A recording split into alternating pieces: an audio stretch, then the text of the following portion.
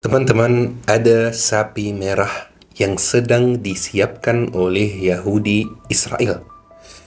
Dan hal itu akhir-akhir ini banyak dibahas dan banyak dibicarakan. Ada apa dengan sapi merah? Apa itu sapi merah? Kenapa Yahudi sangat memperhatikan soal sapi merah? Kenapa sampai detik ini sapi merah disembunyikan di tempat yang tidak diketahui orang lain?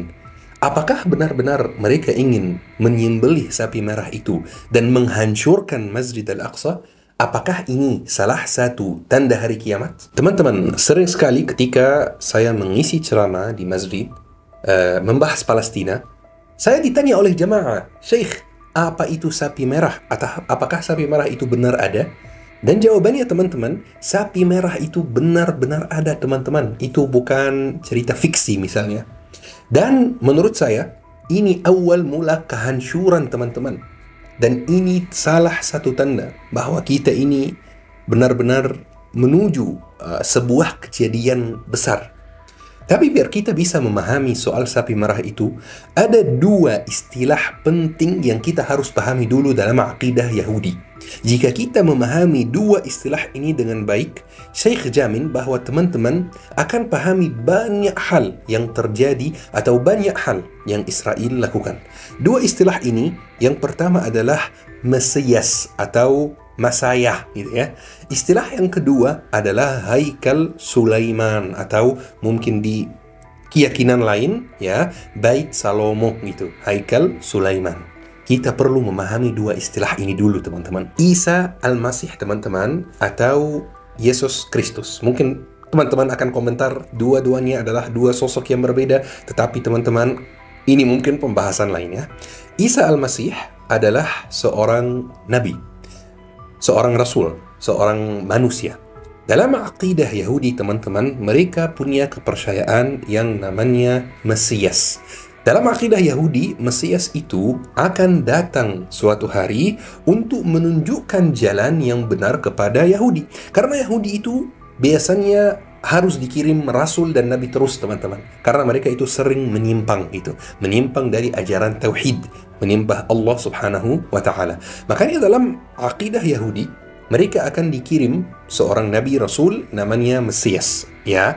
Dan mereka harus mengikuti karena rasul itu akan mengarahkan mereka, mengembalikan mereka lagi ke jalan tauhid, menyembah Allah Subhanahu wa taala, dan harus mereka menyerahkan diri kepada Allah Subhanahu wa taala dengan mengikuti seorang rasul itu.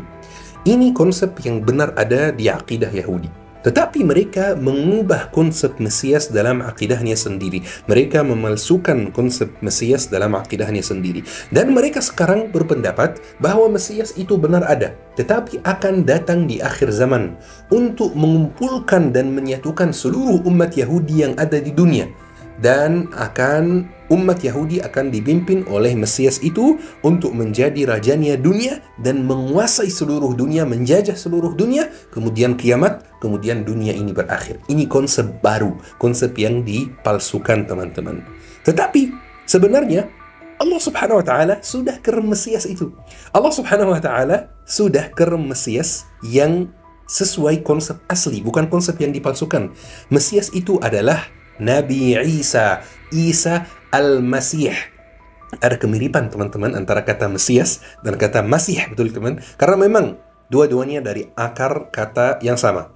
Allah Subhanahu wa taala kirim Isa Al-Masih kepada Bani Israel, kepada orang Yahudi, supaya mereka bertauhid lagi. Tetapi teman-teman, mereka malah mendustakan Nabi Isa, malah memerangi Nabi Isa, malah mau membunuh Nabi Isa, malah mau menyalibkan Nabi Isa. Tetapi Nabi Isa tidak disalibkan. Jadi mereka menolak risalah tauhid Nabi Isa, karena semua Nabi dan Rasul yang Allah Subhanahu wa taala utus, mereka mengajak untuk bertauhid, mereka mengajak untuk berislam teman-teman. Mereka menolak risalah Nabi Isa dan mereka tetap percaya bahwa Mesias yang sebenarnya belum datang. Semua orang Yahudi di seluruh dunia sekarang lagi menunggu Mesias teman-teman, lagi menunggu seorang rasul menurut mereka yang diutus oleh Tuhannya Yahudi untuk mengumpulkan orang Yahudi di bawah satu kepemimpinan. Ini istilah pertama teman-teman yang penting kita pelajari. Ada istilah kedua yang lebih penting lagi. Istilah kedua itu adalah Haikal Sulaiman teman-teman. Jadi teman-teman, Haikal Sulaiman itu sebuah bangunan suci, sebuah tempat suci dalam akidah Yahudi yang pernah ada zaman dahulu di zaman Nabi Sulaiman. Haikal Sulaiman itu sangat suci buat orang Yahudi. Mungkin sesuci Ka'bah di kita teman-teman. Tetapi bangunan ini hancur ribuan tahun yang lalu. Dan orang Yahudi sekarang percaya bahwa peninggalan Haikal Sulaiman itu masih ada sampai hari ini. Peninggalan sisa-sisa Haikal Sulaiman itu masih ada sampai hari ini. Taib, kira-kira ada di mana? Menurut mereka, sisa Haikal Sulaiman itu ada di bawah Masjid Al-Aqsa. Makanya mereka punya tujuan yang mereka sampaikan secara terang-terangan selalu, yaitu menghancurkan Masjid Al-Aqsa dengan alasan mengeluarkan peninggalan dan sisa Haikal Sulaiman, tempat suci mereka. Makanya mereka selalu bawa peneliti dari seluruh dunia, buat instansi, buat kampanye media untuk menyampaikan kepada seluruh dunia, kami tahu bahwa ini Masjid Al-Aqsa, tempat suci orang Muslim, tapi mohon maaf, kami harus hancurkan supaya kami keluarkan dan menghidupkan kembali Haikal Sulaiman. Ini narasi mereka. Dan ini dilakukan secara terang-terangan teman-teman. Ini bukan teori yang tidak jelas, bukan. Mereka di pemerintahan penjajahan Israel, mereka punya instansi pemerintah resmi yang memperhatikan soal Haikal Sulaiman itu teman-teman. Mungkin dari teman-teman ada yang mulai lupa dengan topik asli kita hari ini, yaitu sapi merah. Ayo kita bahas sapi merah teman-teman. Sapi merah itu sangat penting sekali dibahas. Dan sapi merah itu benar-benar ada. Dan bukan hanya satu sapi, tetapi 5 sapi teman-teman. Karena soal sapi itu teman-teman sangat bahaya. Jadi ceritanya dalam akidah Yahudi teman-teman, mereka akan menunggu Mesias, ya. Mereka menunggu Mesias yang akan menyelamatkan mereka. Dan supaya Mesias itu cepat keluar, umat Yahudi harus suci dulu. Saya cerita dari sudut pandang akidahnya teman-teman ya. Mereka harus suci dulu. Karena menurut akidah Yahudi, umat Yahudi yang ada di dunia saat ini semuanya berdosa. Semuanya tidak suci. Maka mereka harus disucikan dulu. Maka dalam akidah Yahudi, satu-satunya cara untuk mensucikan umat Yahudi adalah menyembelih sapi merah teman-teman. Tetapi bukan sembarangan sapi. Sapi merah, benar-benar merah, punya kriteria, punya ciri-ciri khusus, dan harus disembelih di depan Haikal Sulaiman, alias di depan gerbang atau pintu masuk Haikal Sulaiman, yaitu Masjid Al-Aqsa. Tidak boleh ada bangunan lain di sana kecuali Haikal Sulaiman. Mereka tidak bisa memilih sembarangan sapi teman-teman. Sapi yang mereka pilih itu harus berumur 2-3 tahun. Tidak boleh kurang, tidak boleh di atas 3 tahun teman-teman. Dan harus benar-benar merah. Tidak ada hitamnya sedikit. Mereka sudah mungkin 2000 tahun mencoba mencari sapi merah, tapi kok nggak ada.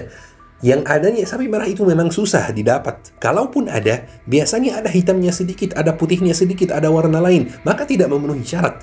Tahun 2002 kemarin, mereka ketemu sapi merah. Dan mereka senang sekali. Dan mereka, sapinya di Haifa, kalau tidak salah. Mereka senang sekali. Mereka buat banyak acara dan lain-lain. Tetapi sebelum sapinya tamat 2 tahun, muncul 2 bulu hitam, maka tidak memenuhi syarat.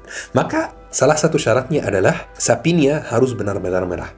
Dan 2 tahun yang lalu, sapi merah itu sudah ada teman-teman. Bukan hanya 1, tetapi 5 sapi yang ada di Amerika Serikat. Dan kemarin, bulan Januari, sapi merah itu dikirim dari Amerika Serikat ke Israel. Dan mereka sembunyikan di tempat yang tidak bisa diketahui sembarangan orang, hanya diketahui beberapa orang saja. Berarti teman-teman kesimpulannya, mereka sedang bersiap-siap untuk menyembelih sapi merah itu di Masjid Al-Aqsa.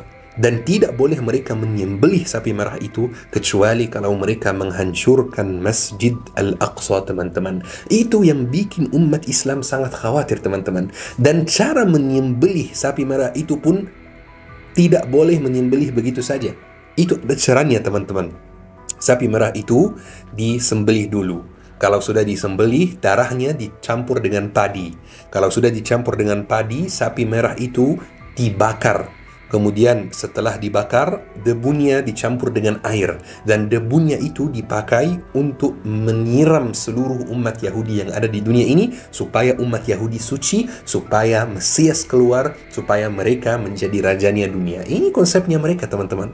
Dan sesuai perhitungan Yahudi, teman-teman, sapi merah itu harusnya disembelih kemarin. Kebetulan harinya bertetapan dengan hari pertama Idul Fitri. Itu yang bikin umat Islam khawatir kemarin, ya. Karena kebetulan bertetapan dengan Idul Fitri. Karena kalau sapi merah itu jadi disembelih, berarti mereka akan menghancurkan Masjid Al-Aqsa. Itu dua hal yang harus terjadi secara bersamaan, teman-teman. Tetapi alhamdulillah, kemarin di hari pertama Idul Fitri, saya bilang Idul Adha tadi, ya.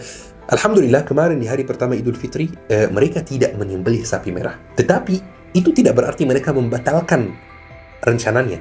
Mereka hanya menunda rencananya. Maka teman-teman, kita sebagai umat Islam harus benar-benar perhatian terhadap Masjid Al-Aqsa. Karena Masjid Al-Aqsa itu bukan tempat biasa. Masjid Al-Aqsa itu adalah tempat suci, tanah suci.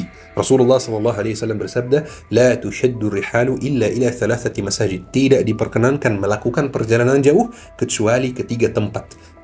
Masjid Haram, Masjid Nabawi, Masjid Al-Aqsa. Jadi kita sebagai umat Islam tidak punya dua tanah suci. Kita punya tiga tanah suci, teman-teman. Teman-teman, demi Allah, kehancuran penjajahan Israel itu sudah mulai.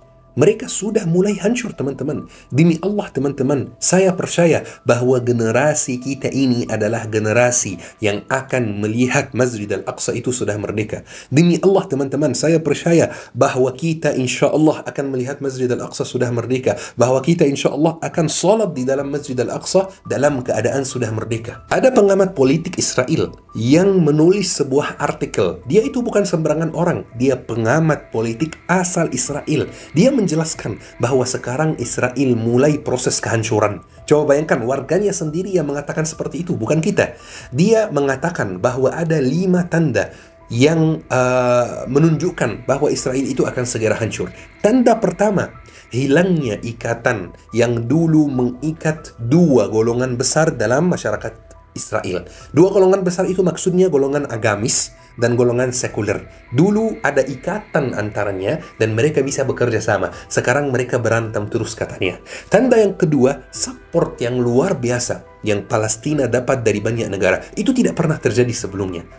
Palestina memang dapat support dari negara-negara Islam, tapi baru pertama kali ini, tahun ini, Palestina mendapatkan support dari negara-negara yang non-Muslim.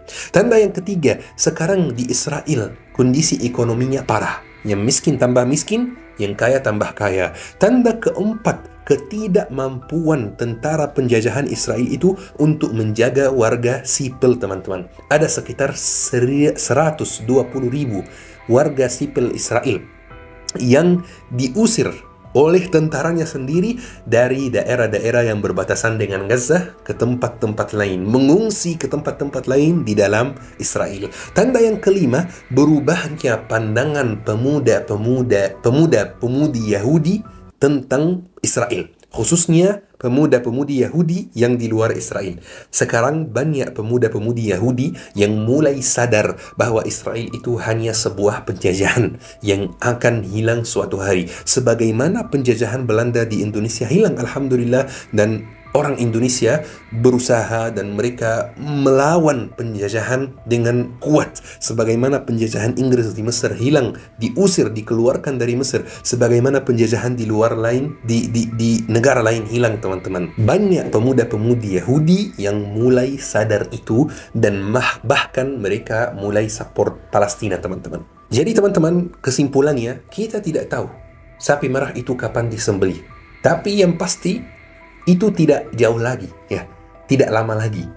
Jadi kita harus benar-benar waspada, teman-teman. Kita harus benar-benar melihat kondisi tanah suci kita itu seperti apa.